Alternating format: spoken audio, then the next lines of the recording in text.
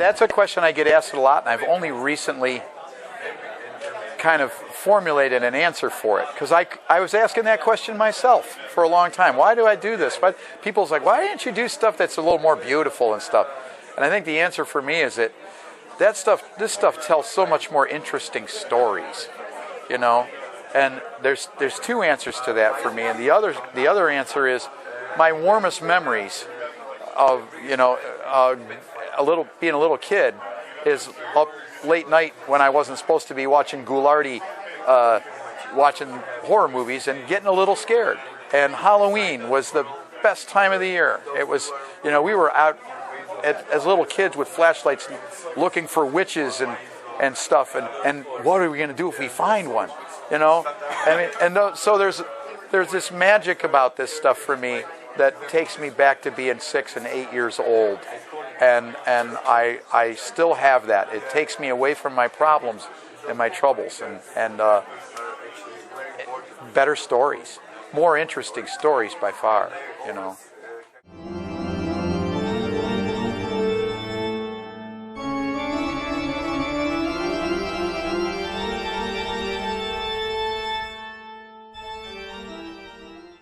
I was told when I was young, oh, you got to go to Hollywood, you got to go to Hollywood. And when I started doing this stuff, it started out like in paper mache and stuff in college. It was really rudimentary, you know, and I wanted to go to, you know, Hollywood and stuff.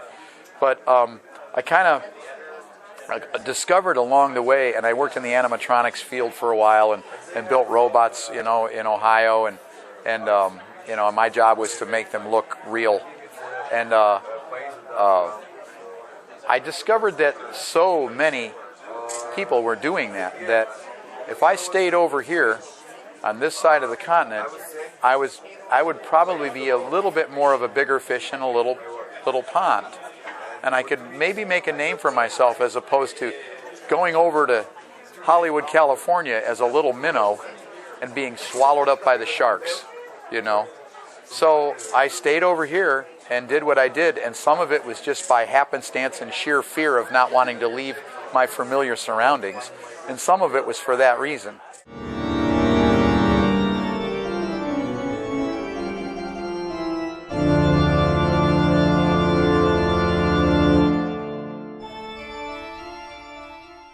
Because it tells the story on a deeper level.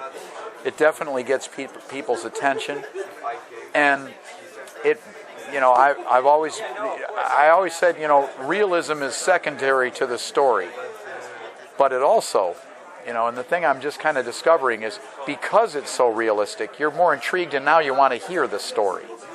You know, if this was just a sort of a generalized statue that was, you know, as much as I love bronze work, there's just a lot of bronze work. You know, so people tend to start just walking by it a lot faster without giving it a second glance.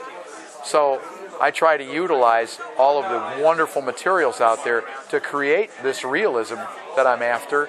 And now I've got your attention. Look at that hair. Look at those eyes. Look at the teeth are wet, you know, and people see that stuff. And so now they want to hone in. And now they want the story. What's the story with this character? And most of the time I want you to tell that story for yourself. You know, and I'm leaving clues, you know, in there. You know, what are those keys for? Why is his clothing like that? What's the hairstyle? What's going on? There's a scar on his eye. And you start filling in the blanks, and that's fun.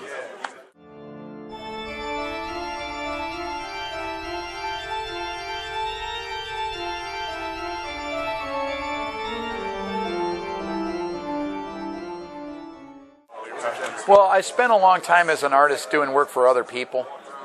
And it took me away from, you know, what I really wanted to say and what I just enjoy, and it, you know, harkens back to that, you know, why do you do horror and stuff, because it tells a story. And you know, my wife gave me this book a while back, right around when we were still dating, you know, and it was called Man's Search for Meaning, and it was written by a psychiatrist that went through the Holocaust, and he kind of looked at who survived this thing versus who didn't, the fight for survival, and he studied those people, and I finally realized that it was, I want to leave a mark here before I go, just like they did.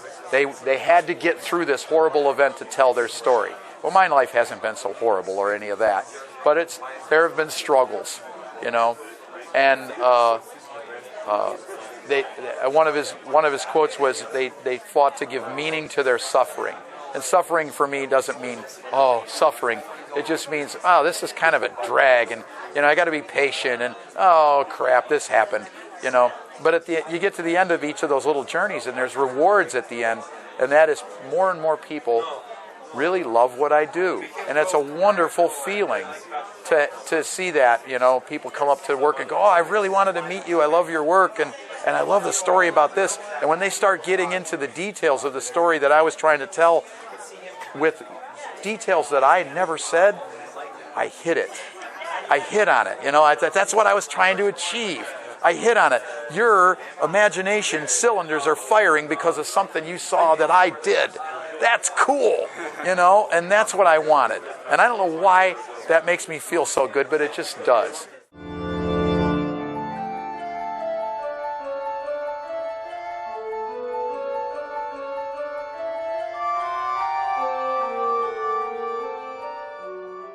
I've always wanted to do this stuff, and when I went to school, my parents wanted me to go into graphic design and stuff. If you're going to be an artist, you got to go where the money is, and so so I went, and I just couldn't help it. I had to go to studio art. I had to get into something where I could express myself a little more than just designing cereal boxes.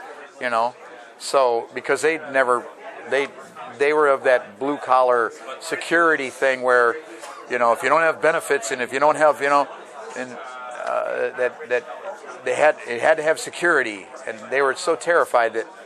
So, and I understand that. I mean, it was an honest, innocent thing for parents to worry about their children that way, but there were so few truly successful living artists, and they saw that and went, "Oh no!" And so there was that fear. So of course I went. I went to school and I learned some of each, and wound up being employed at American Greetings, doing toys and coming up with ideas, and that was a lot of fun. But it was committee decisions, and of course my personal taste was left out. I was just a grunt that was, I would come up with ideas, and then a committee would come along and throw all my ideas out the window, and I'd have to start all over again. And in reality, they were keeping some of that stuff, but artists are so sensitive about their ideas that if you even touch them, and I had to learn to develop a tougher skin along the way. And I got fired from that job because I couldn't do that as fast as I needed to, and went into the animatronics field for a while, and had some personality conflicts with people and stuff, and most of it really was about me wanting to express myself in a business where it's a business. You're there for a client who wants something, and there was a lot of stuff that I won't go into that was hard, but I learned a lot, and I came out on the other side of it, and finally, with the help of my wife, and building up a little bit of a padding to a safety net for myself, we said, let's do it. Let's try it. Let's just go, just do what I want to do and see if people like it. And little by little, one step forward, two steps back, two steps forward. It's been good. It's been good.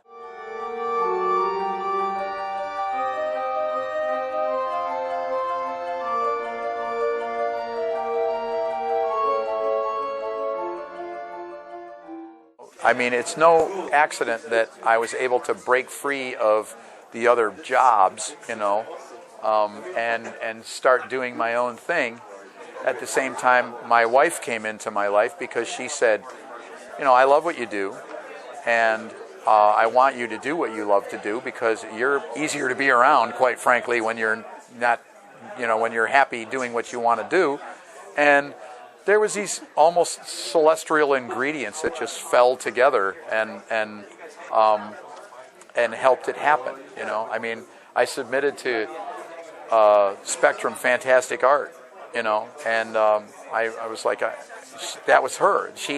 we got this book. I was blown away by it. I'm looking through it. I'm going, oh my God, this is phenomenal. And she said, you can do this. I said, oh no, I can't. I'm just not this good. I can't do it. And she said, yes, you can. She downloaded the papers to get in, and she said, now let's get your work photographed. And I had 2 pieces that I was working on that I felt really good about, and we got it photographed, and she worked on the files and got it all submitted, and we sent the pictures in, and I won the silver and the gold in the dimensional category in Spectrum 11 because of my wife, because the pictures never would have got there, and so there was like, oh, thank God, a shot of confidence that I needed, and it helped me get to where, I could start believing maybe this will work. Maybe I can, I had spent my life in the former businesses I was in with the bosses that wanted you to step to their drum beat, saying, oh, when you leave here, it's a rough world out there. Don't think you're going to be able to do this on your own. That's a laugh, I started to believe that crap, And by way of doing that, stop believing in myself. So my wife helped me believe in myself again, more than anybody else she did.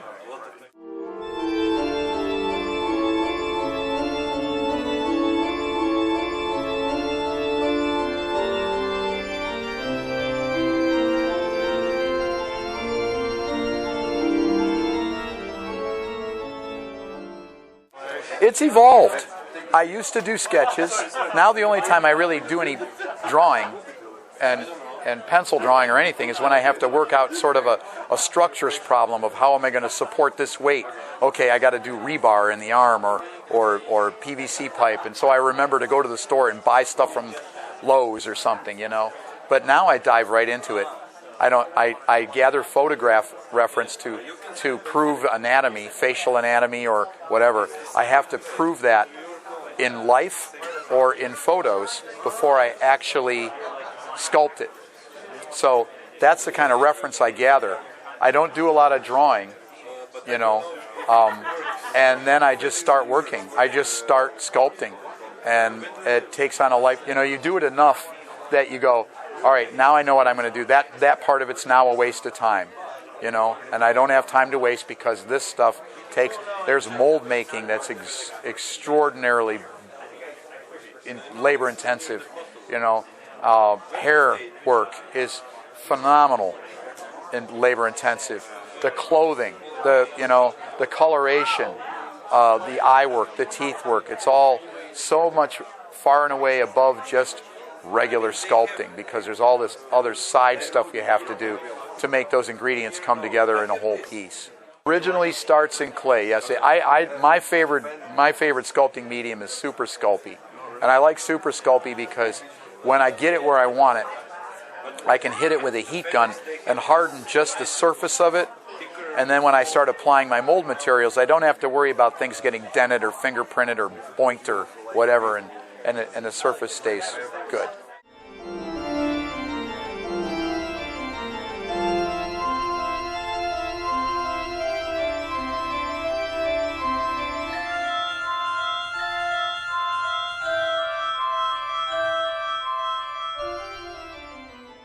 One of the best compliments I ever got was back when I was still doing animatronics. One of the guys that wanted me to do some sculpting for the Lincoln Museum said, "I love your work because you're a twisted Norman Rockwell."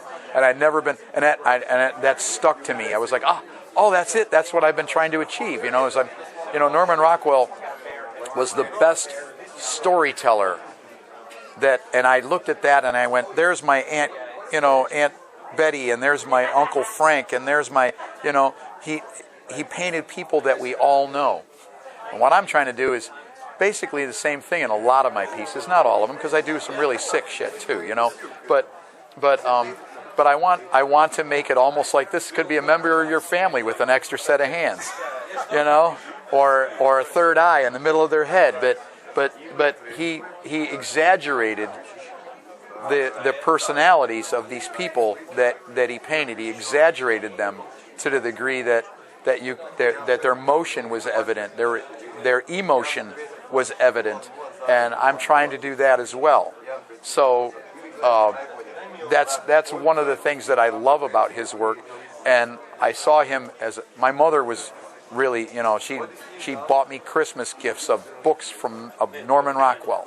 When she saw that I had an interest in art, those were the kind of books that I got. Was Norman Rockwell's Christmas, and those things, because I related to them.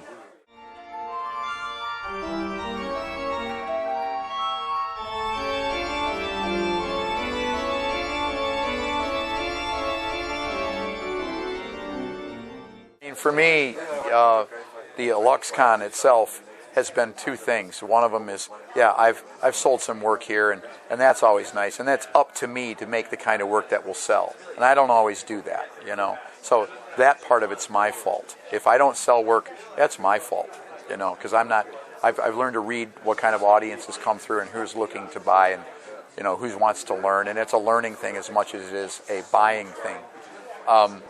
But I recharge my creative batteries at places like this with all this talent under one roof. I mean, I really came here this year on creative fumes. I was just, just pulling in with no gas left in my tank at all, And I wasn't a day and a half into it that I'm on fire again. And that's because there's creativity in the air to the degree that you will never find on the entire planet. The amount of talent that's under this roof in this art museum right now, and that's why I come here, and that's why I think other artists should come to things like this, to get inspired. The other artists that are here are so inspiring. They're so full of ideas, and they're so like-minded that I can converse and talk with them about subjects that I'm not able to talk about, in my own place, in my own home, and other than just my wife. And we already know each other, to the degree that we can answer each other's questions before we ask them.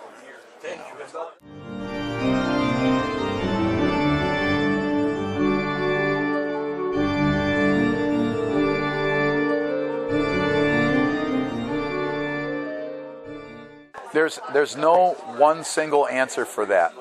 The other day, I was looking.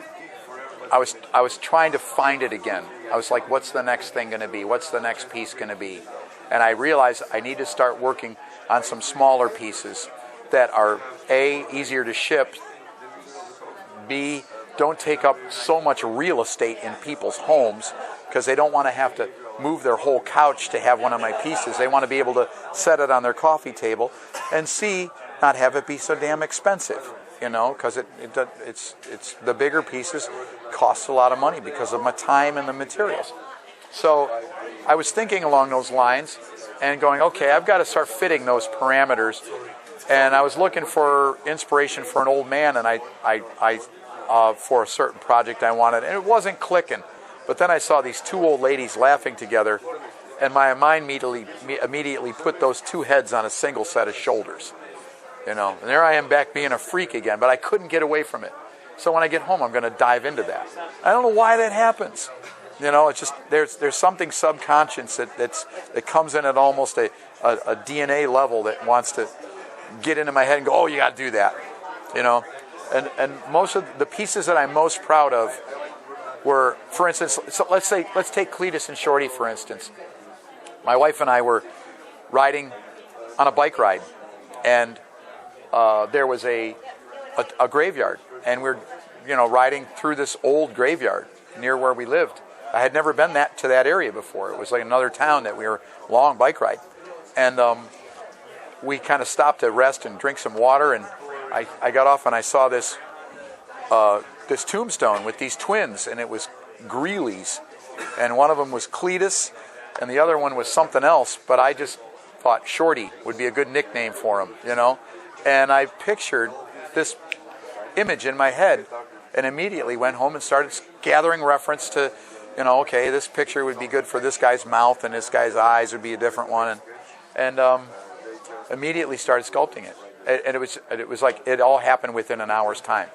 There was no long, those are the best ideas ever. The ones that take split seconds and you go, oh, forget everything else I'm doing. I'm dropping it all and doing this. Because they come from somewhere else.